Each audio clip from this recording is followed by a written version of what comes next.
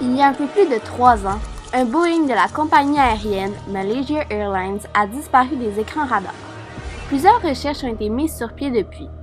Malheureusement, aucune d'entre elles ont mené à des résultats concluants. Pourquoi le Boeing 777 de la Malaysia Airlines n'a-t-il jamais été retrouvé?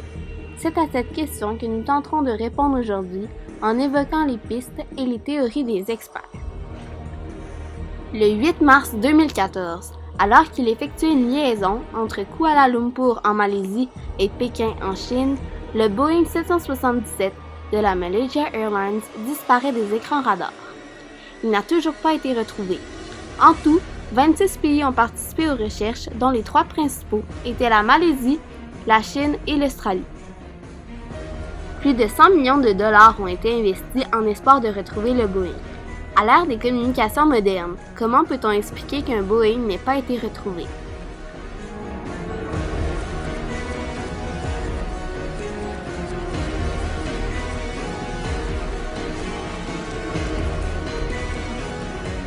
D'abord, revenons sur la chronologie des événements. Le 8 mars 2014, à minuit 41, l'avion décolle en direction de Pékin avec à son bord 239 passagers. Alors là, rien d'anormal laisse présager un drame. 1 minute après le décollage, les pilotes sont informés qu'ils doivent modifier leur itinéraire de vol vers le point Igari. Igari est un point aérien à la limite des frontières aériennes de la Malaisie et du Vietnam. Le 9 mars, à 1h19 du matin, les contrôleurs malaisiens voient le vol MH370 sur leur radar secondaire. Le dernier message vocal du cockpit est enregistré. À 1h21:04, les contrôleurs voient l'avion passer au-dessus du point Igari. 9 secondes plus tard, l'avion disparaît des écrans radars, soit en même temps où il doit entrer dans l'espace aérien vietnamien. Le transpondeur, essentiel à la visibilité de l'avion par les contrôleurs aériens, a cessé de fonctionner, de même que le système ACARS, un système donnant des informations relatives au moteur par satellite. Ensuite, l'avion va complètement changer de direction vers l'ouest en prenant soin de ne pas entrer dans des espaces aériens contrôlés.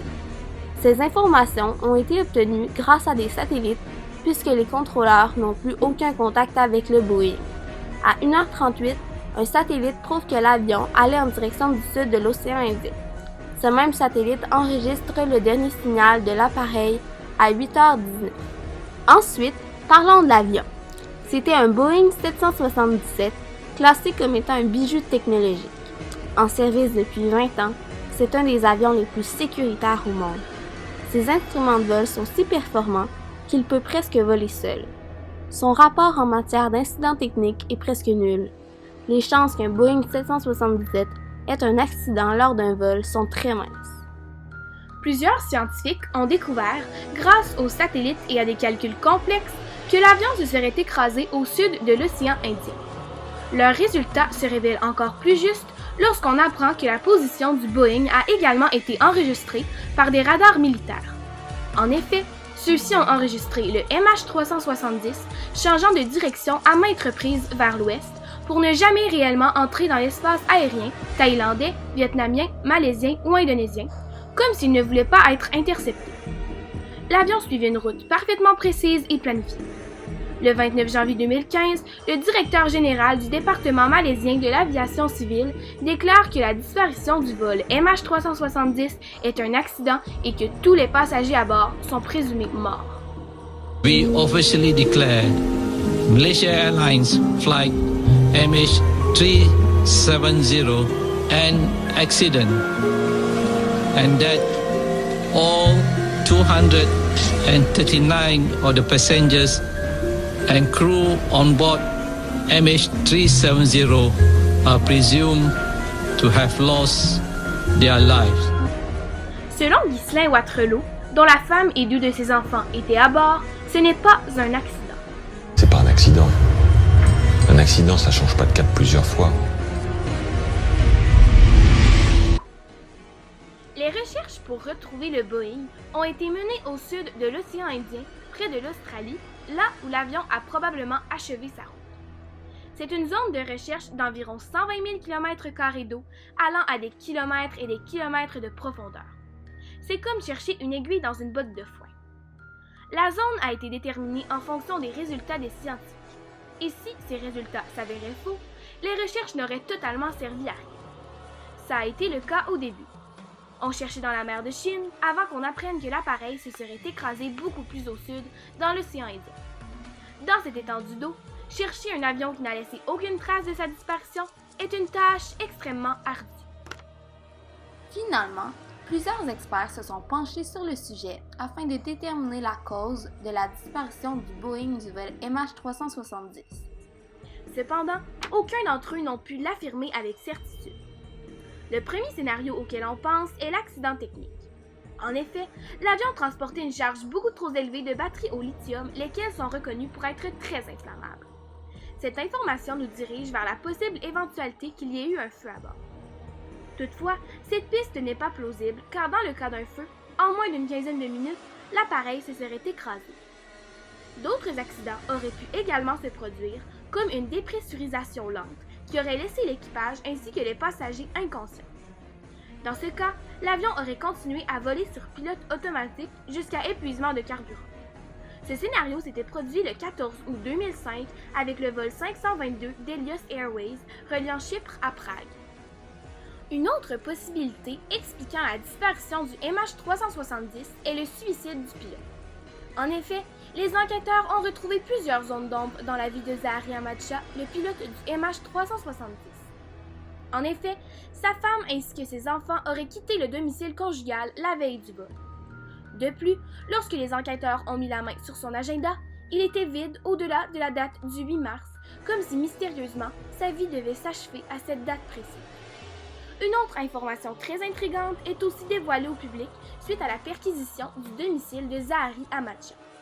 Cet homme de 53 ans avait chez lui un simulateur de vol sur lequel on trouve de nombreuses pratiques d'atterrissage sur des pistes très courtes telles que celle de la base militaire américaine Diego Garcia, située dans l'océan Indien.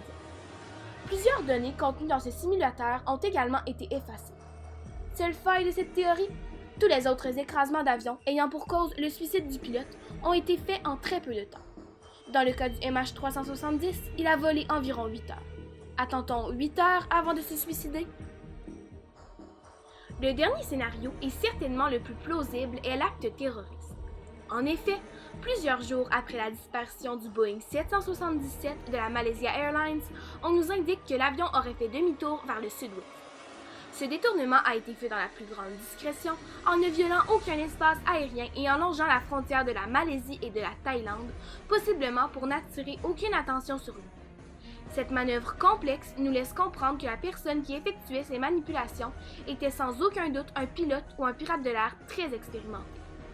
Parmi les théories les plus plausibles, il y a un auteur français, Marc Duguin, qui suggère qu'après avoir fait demi-tour, la personne aux commandes de l'avion aurait tenté un attentat du genre 11 septembre sur la base militaire américaine Diego Garcia. Comme c'est la base la plus importante et secrète au monde, ils auraient été obligés d'abattre l'avion. Et comme le fait d'abattre un avion contenant 239 personnes innocentes n'est pas très bien perçu, ils auraient gardé cette action militaire secrète. Le Boeing 777 du vol MH370 de la Malaysia Airlines n'a jamais été retrouvé car la surface où il a pu s'être écrasé est beaucoup trop difficile à chercher. C'est une surface d'environ 120 000 km² dans l'océan Indien, dont les chercheurs n'ont même pas la conviction d'être la bonne. De plus, aucun débris significatif ni de boîte noire n'ont été retrouvés et personne connu à ce jour ne sait certainement ce qui s'est passé pendant le vol MH370. C'est pour cela que l'avion n'a jamais pu être localisé. Il existe toutefois certaines théories expliquant la disparition du Boeing, mais aucune d'entre elles prouve avec exactitude ce qui s'est passé, ni où l'avion pourrait se trouver. Beaucoup d'argent a été investi dans les recherches. Nombreux sont ceux qui veulent des réponses. Malheureusement, cette tragédie aérienne demeure encore aujourd'hui une énigme non résolue.